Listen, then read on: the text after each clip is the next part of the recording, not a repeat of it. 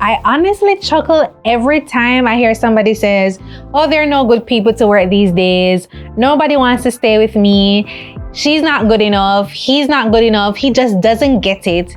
Because usually, and I say usually because one size doesn't fit all, but usually when a CEO says that and we dig, it's a them problem. So if you're watching this video, it might just be a you problem. So I want you to silence the voice that says, it's their fault, and we're going to reflect on why it might be your fault. In this video, we're going to talk a little bit about why your team, or maybe your friend's team or another CEO's team, think that they suck and think that they're not really a good leader. We're going to dive deep into it. You're going to learn, and of course, with the hope that you transform the people you work with, and in the event, the people who you serve. Let's get watching.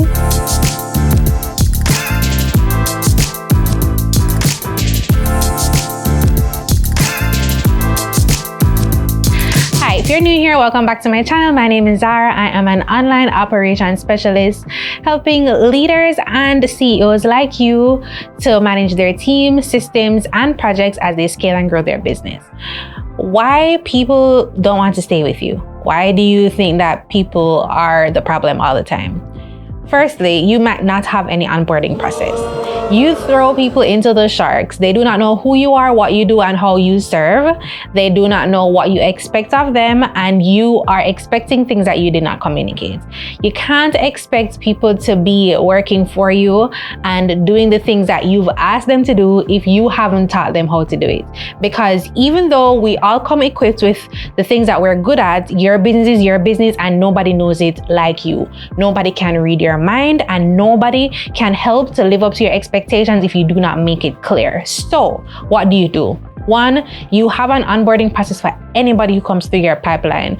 And that onboarding process should be you informing them of what that culture is like, how you work, what are the things that you like, how you want them to take initiative, and also, most importantly, what does A work look like to you? Because if you expect A work from me and I've never seen A work, how do I do A work, right? You get it? I get it. You get it. Let's move on. So the second thing, we're setting unrealistic expectations. Unrealistic expectations for processes that we never trained people on. So if you have contractors, right? You know that contractors usually come skilled. And sometimes when contractors come skilled, they have a process. They have a way that they do things. You also have your own shortcomings and your own expectations based on maybe trauma that you've had in the past. It's not fair to the contractors that work with you, or if you have employees that are looking to you for training, it's not fair for you to set those expectations on them if you've never taken the time to document it and trained them. That's how they'll be able to see you as a value add. And then because of that, because you never trained them, now you are very, very picky and you are constantly catching mistakes. Everything that goes wrong, you see it, but you never see when things go right. And you use those mistakes to chastise them. You use those mistakes to tell them how good they're not and how good they're not. You use those mistakes to show them that they're not doing what you expect them to do. But as I said before, you're not showing them what the correct way looks like. And one of the things I like to do in my 90 whole days, anybody who joins my team for 90 days, they do not know how to work with me. So I take 90 days to get them into my systems, and almost kind of like hand-holding, because after that 90 days and we do an assessment, they can't say they never know, right?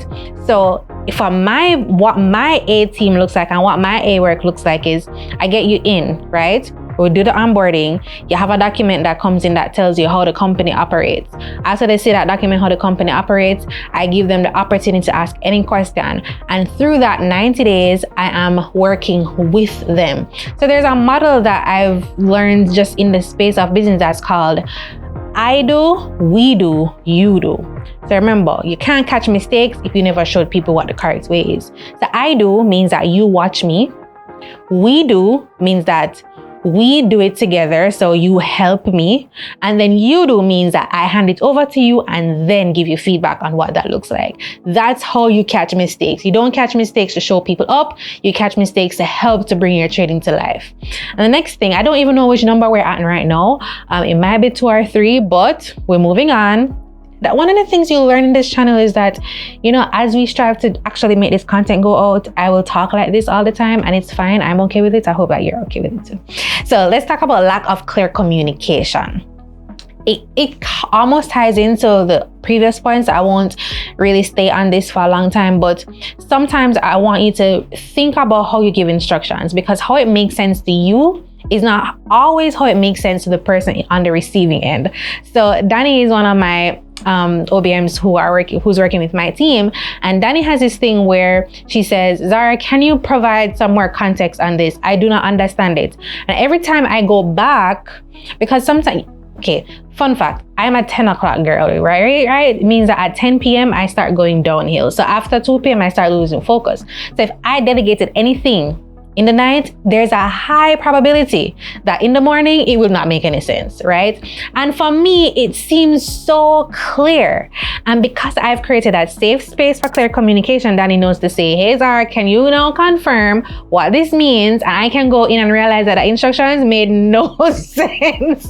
So if your communication isn't clear, people are gonna leave. And if you don't provide that space for people to say, hey, this was not clear, then it doesn't make sense, because then they can't do their job right, and it goes back up to you catching mistakes and you're not being realistic about your expectations.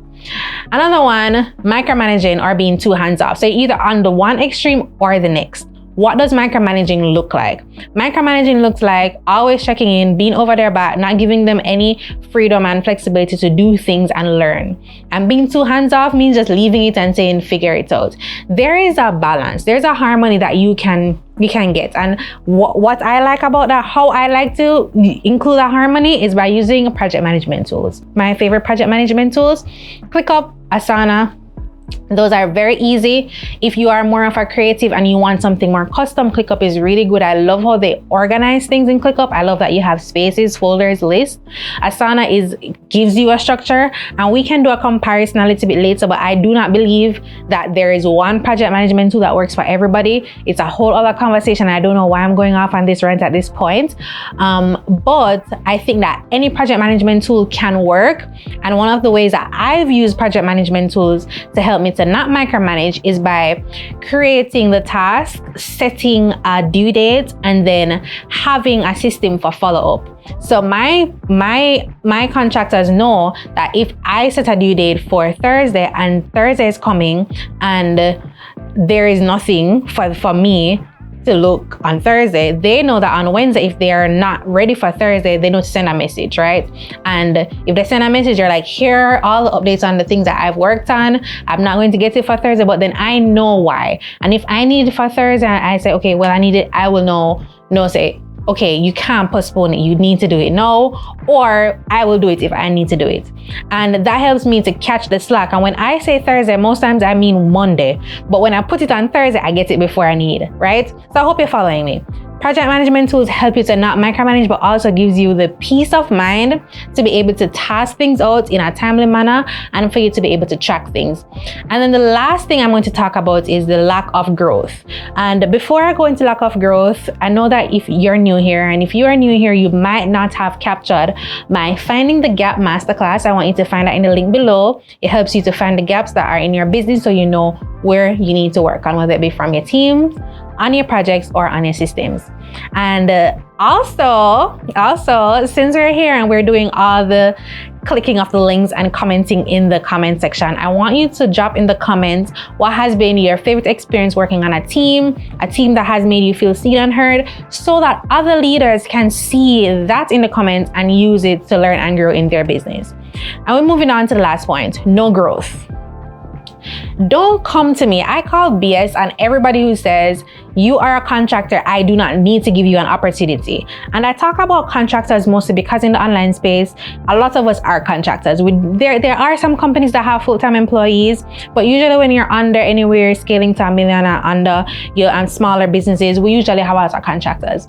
And one of the things I find is that people say, oh, I do not need to invest in these contractors because, I'm bridging the gap between an employee and a contractor. And if I invest too much in them, it's going to, be non-compliant. But I don't think so, because there are so many other ways for growth other than professional development, right? How are you allowing the people who have come into your sphere all together to grow as individuals, to learn new things, to learn new cultures? How are they learning new life skills? How are you enriching their lives? I remember I've been hiring people on Upwork for a long time. From the moment I've heard of Upwork, I was either a freelancer on Upwork or hiring on Upwork. And I'm very, very proud of my Upwork profile, right? If you go look at it right now, I am not capping, okay?